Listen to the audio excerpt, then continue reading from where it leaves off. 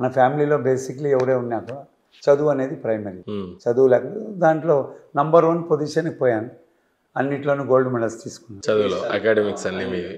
లేకపోతే మాకు ఆర్థికంగా మేము డబ్బులు ఇచ్చేంత స్థితిలో నాన్నగారు లేదు. అంటే ఈ కాలేజ్ అకాడమిక్స్ అన్ని seats through your education? Only on scholarship అండి. ఐ థింక్ నేను 10వ క్లాస్ అనేది ఫీజే కట్టలేదేమో అనిపిస్తుంది. సో అన్నిట్లోనూ టాపర్ అయ్యాను. సో మా కాలేజ్ లెక్చరర్స్ సపోర్ట్ చేశారు, గవర్నమెంట్ కూడా సపోర్ట్ చేసింది స్కాలర్షిప్ వల్ల. So I become a CAT topper అండి. I become an IIM topper, IIM on the way topper. నేను హార్వర్డ్కి పోయానండి, హార్వర్డ్లో కూడా టాపర్ అయ్యాను. సో ఇన్ని పయంలో కూడా చెప్పాలంటే చదువు ప్రాముఖ్యత వచ్చింది.